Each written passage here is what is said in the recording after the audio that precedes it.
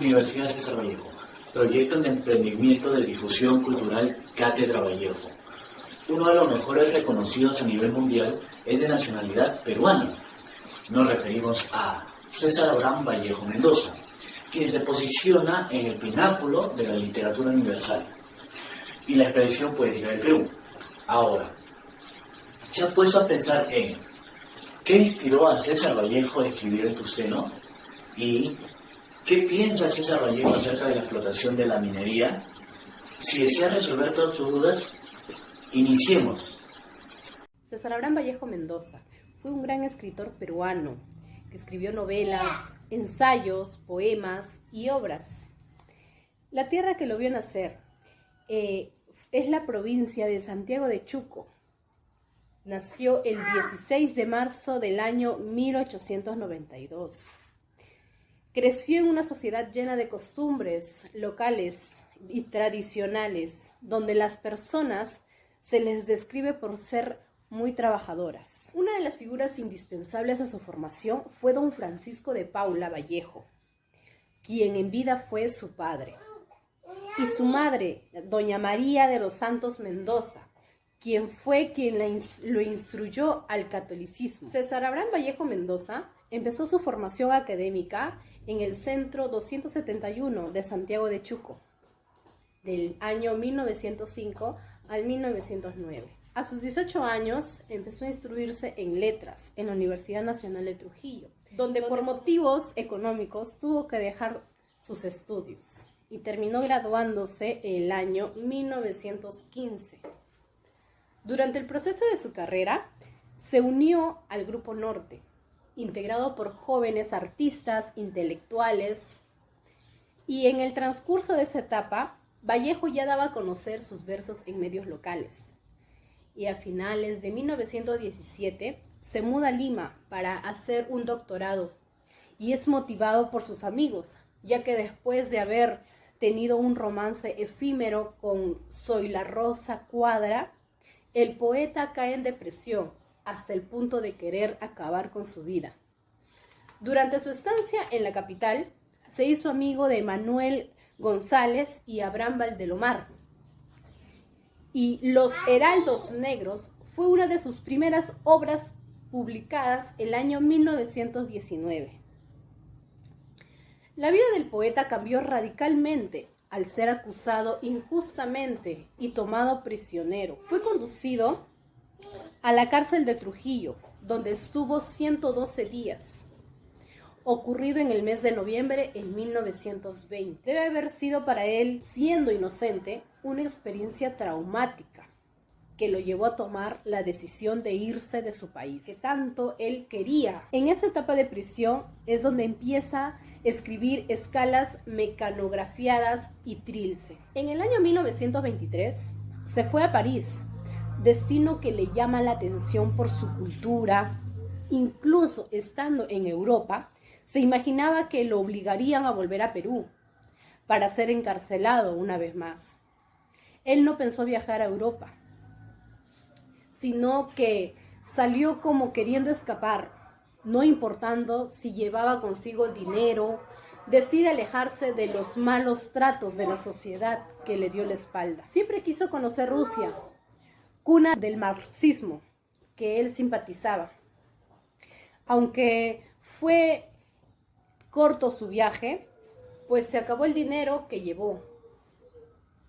Y en septiembre de 1929 decide junto a su esposa Georgette visitar por pocos días Berlín.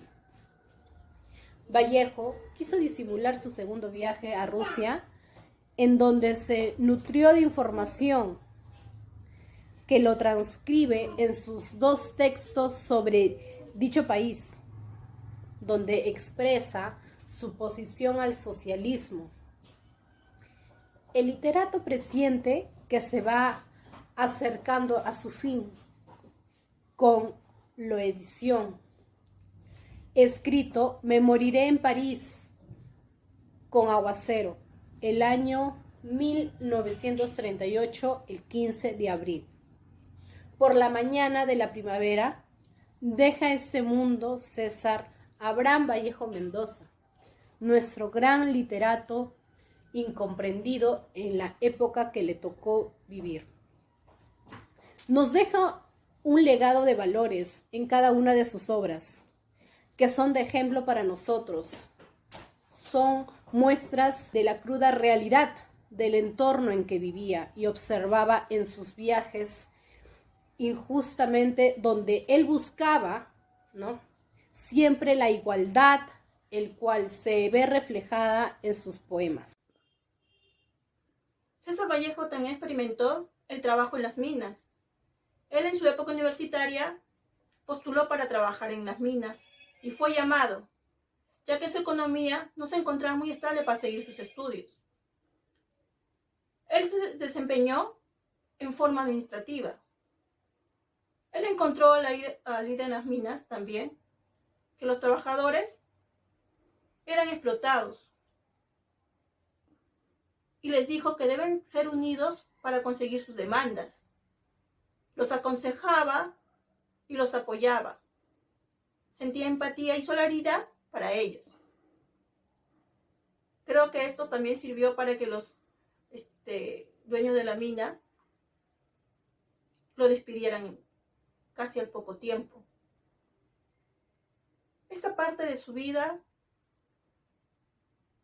le sirvió también para escribir el Tungsteno. Prince, ¿cuáles fueron los principales problemas sociales que se describen en la novela Tungsteno? Analizando más a fondo, nos damos cuenta de la lucha de las clases sociales. La obra Tungsteno nos hace ver la coyuntura histórico-social de un país andino, sujeto a los intereses imperialistas y fuerzas retrógradas, heredadas en el régimen colonial. Los hechos suceden en el asiento minero de Quivilca. Comienza con una descripción de la gran indiada que inicia en la empresa minera norteamericana. La vida del pueblo se convierte en una bulliciosa y alterada ciudad por la circulación masiva de los dólares. Los horas sirven primero como guías a la empresa Mining Society y después comenzaron a rendir inocentemente todo lo que poseen. Los obreros de la empresa insultan a los horas diciéndoles indios brutos, raza endeble, servil, humilde. La mujer indígena en la novela se puede ver las diferentes formas de dominación tanto políticamente como económica. Las mujeres en ese sentido son plasmadas bajo la consigna del silencio, al ser retratadas como sumisas, pasivas por su maltrato, mangoneadas por la preferencia colonial. Así, de este modo, en el Tungsteno, la mujer indígena solo manifiesta rogar por sus seres queridos, hombres e hijos que les son arrebatados por los contratistas, una vez que necesitan obreros para el trabajo minero. La reflexión que nos deja la obra de César Vallejo nos muestra la organización social en los tiempos en la que no existían los derechos frente a las distintas formas de colonialismo, y siendo una novela social destacando un lado político, y buscar reivindicar al indigenismo desde el marxismo y el leninismo. También es importante que nos deja la obra es de no rendirnos ante la vida y siempre luchar hasta lograr el objetivo trazado, y de no permitir los abusos y las injusticias en nuestro país. Y también es buscar los distintos medios de mecanismo de lucha. En la actualidad hay muchos lugares que explotan a los trabajadores, pero ahora hay derechos en los cuales todas las clases obreras pueden ser respetados y no a la discriminación. Tomar la decisión de luchar contra todo tipo de abuso es fundamental. Muchas gracias. Actualidad. En la actualidad, los abusos por parte de las industrias mineras como tal ya no existen, debido a que hay leyes que respaldan al trabajador. Sin embargo, existen empresas mineras ilegales donde lo escrito por Vallejo no es ajeno a la realidad. Esto se da debido a que las personas, con el fin de obtener ingresos para el subsidio familiar, a consecuencia del alto índice de desempleo, optan por trabajar de manera irregular en zonas andinas, exponiendo su integridad física, donde la desprotección social se refleja en la vulneración de los derechos constitucionales hacia los integrantes de un grupo de la población. y el interés político para proteger a este sector son limitados, ya que al plantear soluciones para erradicar la problemática se centran más en el presupuesto, métodos técnicos y operaciones, que en las verdaderas necesidades de la población, brindándole como por ejemplo calidad de vida, empleo y otras necesidades que realmente son importantes. Asimismo, la participación de las mujeres en el rubro minero ilegal están expuestos a sufrir un mayor daño. Tal es el caso de trata de blancas, circunstancias donde son usadas como un objeto social. A su vez, son maltratadas física y psicológicamente. Doctora, ¿cree usted que ciertas acciones de la obra se sigue dando hoy en día en la sociedad? Bueno, sí, sí se siguen dando. Es una pena, es una lástima que, por ejemplo, existan diferentes actividades mineras de manera ilegal. Y también en el ámbito formal creo que se ha mejorado en ciertos aspectos, porque, por ejemplo, yo tengo un familiar, es mi sobrino, que trabaja en Quellaveco. Y en el caso de él puedo enterarme que están en planillas, por ejemplo, se respetan sus derechos, pero eso no es la realidad de todo el Perú. Lamentablemente también tenemos información de que la minería ilegal es la que predomina. Y esto provoca que no se tenga respeto más que nada por el trabajador, ¿no? Con exceso de horas, por ejemplo, también con que no hay pues un trato legal para lo que es el contrato, ¿no? No existe un contrato en general. Luego también el impacto del medio ambiente, no se tiene cuidado con el medio ambiente, pero en realidad la obra menciona los abusos que hay de una empresa minera y de repente el poco conocimiento del marco legal de los trabajadores y el rendir de repente darle mayor autoridad a los dueños de una empresa. Entonces, tal vez la misma persona no tiene conciencia de lo que hace en contra de sí mismo. Y eso también porque hay una necesidad de trabajo, ¿no? En general se tiene mucha necesidad de trabajo y entonces si te dicen, mira, vas a trabajar, vas a ganar tanto, tal vez no importa en qué condiciones sea, ¿no? Entonces hay un desconocimiento.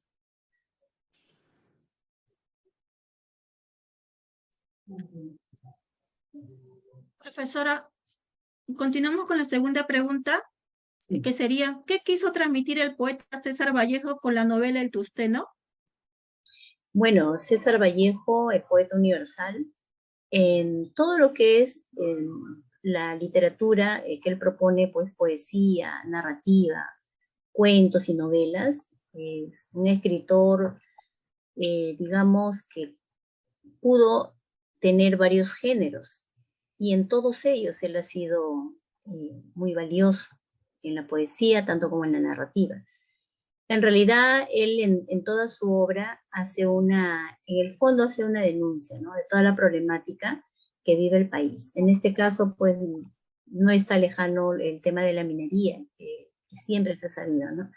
Siempre ha prevalecido lo que la empresa desea, lo que el dueño quiere, o la propuesta que hay, sea de cualquier manera. Entonces, yo creo que César Vallejo, finalmente, por ejemplo, también lo hace Paco Yunque, denuncia los abusos contra un niño. Hoy en día le diríamos bullying, ¿verdad?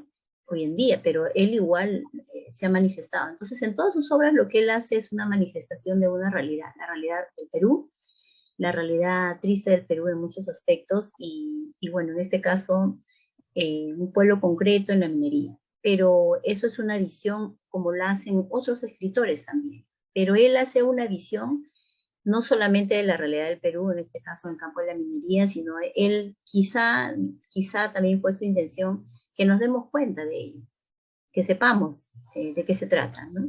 Y que sepamos sensibilizarnos ante la gente humilde que tal vez hasta mendiga un trabajo y no se da cuenta de su autoestima, de que como persona pues no puede estar en esa condición, de finalmente el peruano, ¿no? Con necesidades. Claro. Catedrática, la última pregunta. usted nos habla acerca de las obras de este gran poeta, eh, escritor y de orgullo nacional, ¿no? Que viene a ser peruano.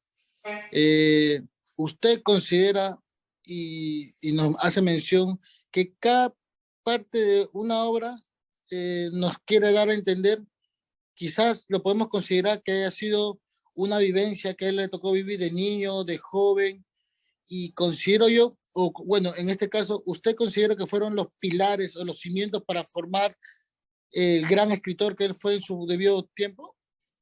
Claro, definitivamente todos los sucesos, no es lo mismo que, por ejemplo, si lo comparamos con José María Arguedas, diríamos que esa ultrasensibilidad que tiene José María Arguedas se debe a que perdió a su madre a muy temprana edad y que al convivir con los comuneros, con el personal de la hacienda de su madrastra, fue que lo hizo más sensible, tener más conocimiento a él, ¿no?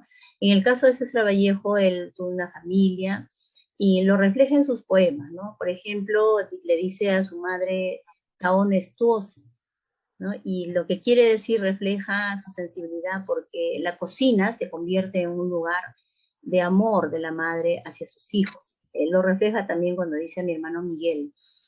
Bueno, es un poema demasiado hermoso y ahí recuerda todos los sucesos en su familia. Es decir, en su familia estaban sus hermanos, estaba su madre, estaban todos en su entorno y él recoge todas esas experiencias de amor en la familia, pero no es ajeno a la sensibilidad de la pobreza, no es ajeno. Entonces, él ha vivido, de alguna manera ha recogido el sentir de la gente de su barrio, de su pueblo natal, y que, como todos ustedes saben, pues no es el centro de la ciudad. Entonces, él ha recogido la pobreza, finalmente. Él ha recogido el amor y el desamor también, la tristeza. De hecho, ninguna persona, y menos un poeta, puede escribir con tanta profundidad y no ha tenido nada que le haya hecho sentir eso. De hecho, desde niño se ha ido formando en una familia hermosa y él ha ido recogiendo ya con su sensibilidad propia todos aquellos detalles. Pero al visualizar al Perú, porque él ha recorrido también otros países, pero al recoger no solamente del Perú, sino en general, ¿no? Por ejemplo, la sensibilidad con España. Entonces, lo que él hace es, dentro de su ser, que ha nacido ya siendo una persona muy sensible, muy solidaria, lo que quiere hacer es reflejar todo aquello que le parece que no está bien en el mundo. Por lo tanto, sus experiencias desde niño han servido. ¿Quién, por ejemplo, en la pandemia, bueno, es mi caso, ¿no? Yo tengo un hermano fallecido a comienzos de la pandemia que se llama Miguel. Y yo leí a mi hermano Miguel y pensé, bueno, es exactamente lo que yo quiero decir, ¿no? Es exactamente, es el amor, es la tristeza, es la pena, y así, ¿no? Y así diferentes poemas suyos, diferentes relatos, de hecho que están mezclados con lo que él ha vivido, de hecho que están mezclados también con lo que opina del Perú. Pienso yo que si César Vallejo estuviera vivo, ¿cuántos poemas más existirían? ¿Cuántos relatos más existirían? Porque el Perú profundo no es un país que tenga de repente una justicia social. El Perú es un país en donde todavía se requieren dar más acciones concretas para que mejore la economía, para que no haya más pobres, para que no haya más injusticia. Y eso nosotros no lo analizamos, deberíamos hacer debates constantes para promover que realmente eso sea una base para nosotros, no ser más críticos, practicar un poco más la sensibilidad, dar propuestas, proyectos, y de esa manera mejorar nuestro país. Lo más probable es que él haya tenido una inconformidad con su país, y eso lo manifiesta en sus poemas. Por ejemplo, Los Heraldos Negros. ¿Por qué dice, hay golpes en la vida tan fuertes? Yo no sé. Miren todo lo que recorre. Una persona que no ha vivido, que en su niñez, en su infancia, en su juventud, no ha sido de repente muy observador, porque hay personas que pasan por el mundo y no son observadores, ¿no? Les gusta mucho lo suyo nada más. Pero en el caso de él no. Se nota que él ha tenido una linda familia, porque demuestra el amor, les demuestra mucho su amor a ellos al hacerle sus poemas, por ejemplo, y se nota que también ha sido una persona muy enamorada. El poeta Su Amada, por ejemplo. Bueno, es uno de los poemas que más me gusta, pero se nota que él no solamente se ha quedado ahí en su familia, sino se nota que él ha sido muy perceptivo, muy observador de todo lo que es su realidad. Entonces, por esa razón es que tiene esas obras.